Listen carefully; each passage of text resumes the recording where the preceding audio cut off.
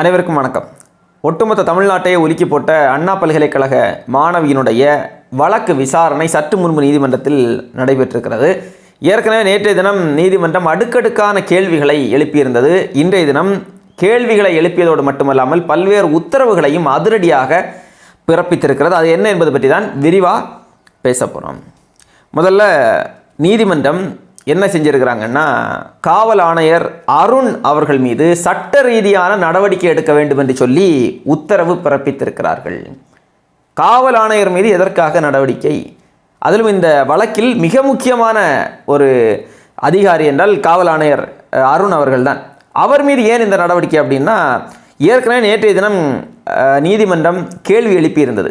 காவல் ஆணையர் அருண் அவர்கள் எப்படி அவர் பத்திரிகையாளர் சந்திப்பை நடத்தலாம், எந்த அடிப்படையில் பத்திரிகையாளர் சந்திப்பை நடத்துகிறார், இந்த வழக்கினுடைய விசாரணை இப்போது தான் ஆரம்பித்திருக்கிறது, முதற்கட்டத்தில் தான் இருக்கிறது. அதில் போய் அவர் எப்படி பத்திரிகையாளர் சந்திப்பை நடத்தலாம், அரசினுடைய அனுமதி பெற்றாரா, அது எல்லாவற்றையும் தாண்டி ஒரு குற்றவாளி தான் இதில் சம்பந்தப்பட்டிருக்கிறார் என்பது பற்றியெல்லாம் அவர் எப்படி அது போன்ற கருத்துக்களை எல்லாம் பேசலாம், விசாரணை இன்னும் முடிவடையவே இல்லையே, எப்படி ஒருவர் தான் இருக்கிறார் என்றெல்லாம் பேசலாம் என்று சொல்லி நேற்றைய தினமே நீதிமன்றம் அருண் அவர்களுடைய செயல்பாடுகள் மீது அதிருப்தியை தெரிவித்திருந்தது. இன்றைய தினம் மறுபடியும் அதே கேள்வியை எழுப்பி விசாரணையினுடைய ஆரம்ப கட்டத்தில் இருக்கிற போதே எப்படி இவர் பத்திரிகையாளர் சந்திப்பு நடத்தி தகவல்களை எல்லாம் இப்படி சொல்லலாம் என்று சொல்லி அவர் மீது சட்ட ரீதியான நடவடிக்கை எடுக்க வேண்டும் என்று சொல்லி அரசுக்கு உத்தரவு பிறப்பித்திருக்கிறது நீதிமன்றம். நீதிமன்றத்தினுடைய இந்த உத்தரவு என்பது பெரிய ஒரு பரபரப்பை ஏற்படுத்தியிருக்கிறது. ஏனென்றால் இந்த வழக்கில் அருண் அவர்களுடைய பத்திரிகையாளர் சந்திப்பு, அந்த சந்திப்பு முடிந்ததுமே பரவலாக எல்லோரும் நினைத்தது என்னென்னா, அவருடைய பேச்சுகளை பார்க்கிற போது குற்றவாளி வேறு யாரும் இல்லை என்பது போன்று தான் அவருடைய பேச்சு இருக்கிறது. அப்படி என்றால் உண்மையான குற்றவாளி இதன் பின்னால் இருந்தால் கூட அந்த குற்றவாளி தண்டிக்கப்படுவதற்கான வாய்ப்புகள் இல்லையோ, இந்த வழக்கை இதோடு மூடி மறைத்து விடுவார்களோ என்கிற ஒரு அச்சம் எல்லோருடைய மனதிலும் இருந்தது. ஆனால் நீதிமன்றம் இப்போது அருண் அவர்கள் மீதே நடவடிக்கை எடுக்க வேண்டும் என்று சொல்லியிருப்பதன் மூலமாக இந்த வழக்கு விறுவிறுப்பாக அடுத்த கட்டத்தை நோக்கி செல்ல போகிறது என்பது மட்டுமல்லாமல், எத்தனை குற்றவாளிகள் இதன் பின்னால் இருந்தாலும் அவர்கள் எல்லோரும் சட்டத்தின் முன்னால் நிறுத்தப்படுவதற்கான வாய்ப்புகள் இருக்கிறது என்கிற நம்பிக்கை பிறந்திருக்கிறது. அடுத்தபடியாக நீதிமன்றம் என்ன கேள்வி எழுப்பியிருக்கிறாங்க அப்படின்னா, இந்த எஃப்ஐஆர் கசிந்தது எப்படி என்கிற கேள்வியை எழுப்பியிருக்கிறாங்க. காவல்துறையை நோக்கி இந்த கேள்வியை எழுப்புகிறாங்க. எப்படி எஃப்ஐஆர் கசிந்தது என்று கேட்டதற்கு காவல்துறை தரப்பு என்ன சொல்கிறாங்கன்னா, காவல்துறை மூலம் கசியலை, அது 14 பேர் என்ன பண்ணியிருக்கிறாங்கன்னா ஆன்லைன்லேருந்து டவுன்லோட் பண்ணியிருக்கிறாங்க. அந்த 14 பேர் மீதும் நாங்கள் நடவடிக்கை எடுப்பதற்கான முயற்சியில் ஈடுபட்டு வருகிறோம், அவர்கள் மீது விசாரணை நடத்தி வருகிறோம் என்றெல்லாம் காவல்துறை தரப்பு சொல்கிறாங்க. அதற்கு நீதிபதிகள் என்ன சொன்னாங்க அப்படின்னா, காவல்துறை எஃப்ஐஆரை கசிய விடலைன்னு எப்படி நீங்கள் சொல்லுவீங்க? விசாரணை இப்போது தானே ஆரம்பிக்கிறது, இந்த வழக்கினுடைய விசாரணை இன்னும் முடிவடையவில்லை, அதுக்கு முன்னாடியே காவல்துறை தரப்பிலிருந்து எஃப்ஐஆர் கசிய விடப்படலை என்று எப்படி நீங்கள் சொல்வீர்கள், எந்த அடிப்படையில் நீங்கள் இதை பேசுகிறீர்கள் என்று சொல்லி மறுபடியும் ஒரு கேள்வியை நீதிமன்றம் எழுப்பியிருக்கிறது. அது மட்டுமல்லாமல் நீதிமன்றம் கடுமையான கண்டனத்தையும் தெரிவித்திருக்கிறது. நீதிமன்றம் எழுப்பக்கூடிய கேள்வி எல்லாமே ஒன்று தான். என்ன எழுப்புகிறாங்கன்னா, வழக்கினுடைய விசாரணை ஆரம்ப கட்டத்தில் தான் இருக்கிறது, ஆனால் நீங்கள் ஏதோ வழக்கு முடிவடைந்து விட்டது போன்ற தகவல்கள் எல்லாம் பேசுகிறீங்களே என்பதுதான் நீதிமன்றத்தினுடைய மிக முக்கியமான கேள்வியாக இருக்கிறது. உண்மையிலேயே துல்லியமான கேள்விகள். வழக்கு இப்போ தானே ஆரம்பத்தில் இருக்குது, இப்போ தான் விசாரணை ஆரம்பித்திருக்கிறது. அதற்கு முன்பு ஏதோ வழக்கு எல்லாம் முடிவடைந்து இவர்கள் அறிக்கை தாக்கல் செய்வது போன்று பேசியிருக்கக்கூடியதை நீதிமன்றம் தொடர்ந்து கண்டித்தே வருகிறது. இதில் திமுக அரசுக்கு முக்கியமான ஒரு செருப்படி கொடுக்கப்பட்டிருக்கிறது. என்னென்னா, நம்ம கூட ஏற்கனவே பேசியிருந்தோம், திமுக தரப்பு என்ன சொல்லிட்டு இருக்கிறாங்கன்னா, இந்த மாணவி மீது குற்றம் சாட்டிட்டு இருக்கிறாங்க. மாணவனோடு விடுதி மூடியதற்கு பிறகு மாணவனோடு போய் இருக்கிறாங்க, அது சரியில்லை என்று சொல்லி மாணவியினுடைய ஒழுக்கத்தை குறித்தும் மாணவியினுடைய நடத்தை குறித்தும் கேள்விகளை எழுப்பி மாணவி மீது தவறு இருப்பது போன்று ஒரு தோற்றத்தை உருவாக்க திமுகவினர் தொடர்ந்து முயற்சித்து வந்தார்கள். சமூக வலைதளங்களில் தான் அதை செய்கிறார்கள் என்று பார்த்தால், நீதிமன்றத்தில் அரசு வழக்கறிஞர் கூட அந்த கருத்தை தான் பதிவு செய்திருக்கிறார். உடனடியாக நீதிமன்றம் கண்டித்திருக்கிறது.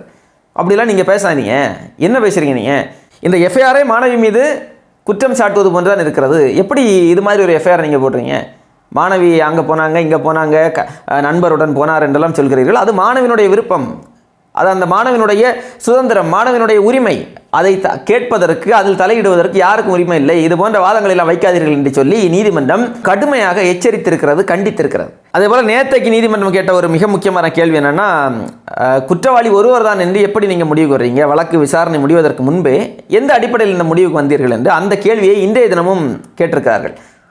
காவல் ஆணையர் எப்படி ஒரு முடிவுக்கு வருவார், ஒருத்தர் தான் இந்த வழக்கில் சம்பந்தப்பட்டிருக்கிறார் என்று கேட்டதற்கு அரசு வழக்கறிஞர் என்ன சொல்லியிருக்கிறாருன்னா, இல்லை காவல் ஆணையர் அப்படி ஒரு முடிவுக்கு வரலை, தொடர்ந்து விசாரணைகள் நடத்தப்பட்டு வேறு யாராவது இந்த குற்றத்தில் சம்பந்தப்பட்டிருக்கிறார்களா என்கிற ரீதியில் விசாரணைகள் எல்லாம் நடத்தப்படும் என்று சொல்லி அரசு தரப்பு வழக்கறிஞர் சொல்லியிருக்கிறாங்க. அப்போ நீதிமன்றம் ஒரு கேள்வி எழுப்பியிருக்கு, என்னன்னா ஏன் அரசு அதிகாரிகள் நேர்மையாக உண்மையாக செயல்பட முடியலை, அப்படி நேர்மையாகவும் உண்மையாகவும் செயல்படுறதுக்கு உங்களுக்கு என்ன சிக்கல், எது உங்களை தடுக்கிறது என்கிற ஒரு கேள்வியை எழுப்பியிருக்கிறார்கள். இது போன்ற கேள்விகளை எத்தனையோ முறை நீதிமன்றங்கள் எழுப்பிவிட்டது. ஆனாலும் அதிகாரிகள் திருந்துகிறார்களா, நேர்மையோடு இருக்கிறார்களா என்று பார்த்தால் அதற்கான பதில் உங்கள் எல்லோருக்குமே தெரியும். இதில் இந்த எஃப்ஐஆர் கசிந்த விவகாரம் இருக்கிறது இல்லையா, எஃப்ஐஆர் கசிந்த விவகாரத்தை ஊடகத்தின் மீது பழி போட்டு தப்பிவிடலாம் என்று சொல்லி அரசு அங்கே வாதாடி இருக்கிறது. அந்த ஊடகங்கள் மூலமாகத்தான் இந்த எஃப்ஐஆர் எல்லாம் வெளியிடப்பட்டது, திரித்து வெளியிடப்பட்டது என்றெல்லாம் வாதங்கள் வைக்கப்பட்டிருக்கிறது. நீதிமன்றம் அந்த வாதத்தை கேட்டு ஊடக சுதந்திரத்தில் நம்ம தலையிட முடியாது, அப்படி பத்திரிகையாளர்கள் மீது ஊடகத்தின் மீதெல்லாம் நீங்கள் இது போன்ற கருத்துக்களை பதிவு செய்யாதீர்கள், அதே நேரத்தில் ஊடகங்களும் பொறுப்புடன் நடந்து கொள்ள வேண்டும் என்கிற கருத்தையும் பதிவு செய்திருக்கிறது. மிகச்சரியாக நியாயமான முறையில் எல்லா பக்கமும் அலசி ஆராய்ந்து மிகச்சரியான ஒரு கண்ணோட்டத்தில் நீதியரசர்கள் இந்த கருத்தை சொல்லியிருக்கிறாங்க. இப்போ ஒரு புறம் கருத்து சுதந்திரம் என்கிற ஒன்று இருக்கிறது, அது பாதுகாக்கப்பட வேண்டும், ஊடகங்களுடைய கருத்து சுதந்திரம். அதே நேரத்தில் ஊடகங்களும் சில நேரங்களில் தவறான செய்திகளை வெளியிடுவது, ஒரு பொறுப்பற்று செயல்படுவது என்று இருக்கத்தான் செய்கிறது. பெரும்பாலான நிறைய ஊடகங்கள் அந்த வேலைகளை செய்கிறது. அதையும் கண்டித்திருக்கிறார் நீதியரசர் அவர்கள். அது மட்டுமல்லாமல் இந்த வழக்கில் வேறு யாராவது சம்பந்தப்பட்டிருக்கிறார்களா என்கிற ரீதியில் விசாரணைகள் நடத்தப்படுகிறதா என்கிற கேள்விகளுக்கு அரசு தரப்பில் என்ன சொல்லியிருக்கிறாங்க அப்படின்னா, சம்பந்தப்பட்ட ஞானசேகரன் பயன்படுத்திய அந்த அலைபேசி அந்த நேரத்தில் ஏர்பிளைன் மோடில் இருந்திருக்கு, கூடுதலாக வேறு ஏதாவது அலைபேசி அவர் பயன்படுத்தி இருக்கிறாரா, அதன் மூலமாக ஏதாவது தகவல்கள் கிடைக்குமா என்கிற ரீதியிலும் விசாரணைகள் நடத்தப்பட்டு வருவதாக அரசு தரப்பு சொல்கிறாங்க.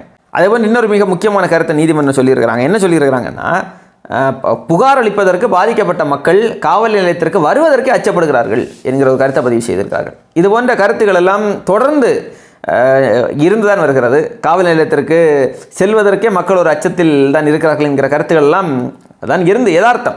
ஆனால் இப்போது நீதிமன்றம் இதை பேசியிருக்கிறதுனா அதற்கு மிக முக்கியமான காரணம் என்னென்னா, புகார் கொடுத்த அந்த மாணவியினுடைய எஃப்ஐஆர் விவரங்களை, மாணவியினுடைய தகவல்களை வெளியாகி இருக்கிறது என்பது காவல்துறை மீதான ஒரு நம்பகத்தன்மை இல்லாமல் தானே போகிறது. நாளை யார் போய் புகார் கொடுப்பாங்க? பாதிக்கப்பட்ட மக்களை அச்சப்படத்தானே செய்வார்கள். நாம் புகார் கொடுத்தோம் என்றால் நம்முடைய தகவல்கள் எல்லாம் வெளியே வரும் என்கிற அச்சம் வருமா இல்லையா? இது சாதாரண விஷயம் இல்லைங்க. இந்த எஃப்ஐஆர் வெளியே வந்தது அது சாதாரண விஷயமே இல்லை.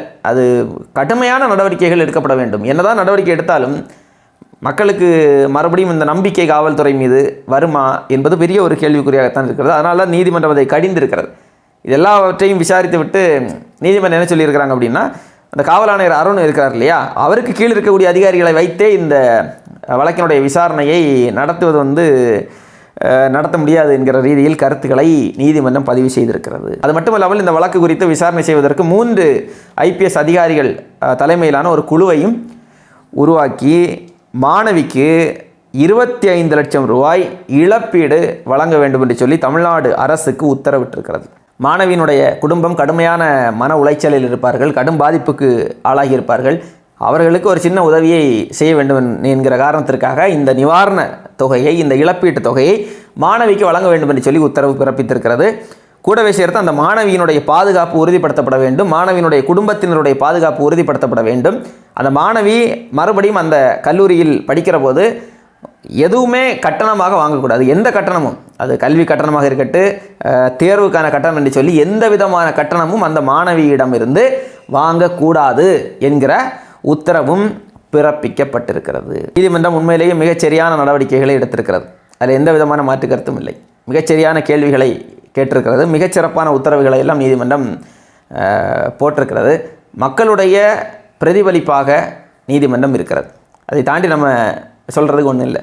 மக்கள் இந்த வழக்கு என்ன கோணத்தை நோக்கி எடுத்து செல்லப்பட வேண்டுமோ, என்னென்ன நடவடிக்கைகள் எடுக்கப்பட வேண்டும் என்று மக்கள் நினைத்தார்களோ, மக்களுடைய மனதில் ஒரு எதிர்பார்ப்பும் ஏக்கம் இருக்கும் இல்லையா, அந்த எதிர்பார்ப்புகளையும் ஏக்கங்களையும் நீதிமன்றம் மிகச்சரியாக கையாண்டிருக்கிறது என்று நம்ம பார்க்கலாம். இந்த வழக்கு சரியான ஒரு கோணத்தில் அடுத்தடுத்து எடுத்து செல்லப்படுமா என்கிற ரீதியில் நம்ம பேச வேண்டியிருக்கிறது. ஏனென்றால் இதுபோன்று நீதிமன்றங்களினுடைய வழிகாட்டுதல் உத்தரவுகளுக்கு பிறகும் கூட பல்வேறு வழக்குகளில் விசாரணைகள் என்பது சரியான முறையில் நடத்தப்படாமல் தான் இருந்து வந்திருக்கிறது.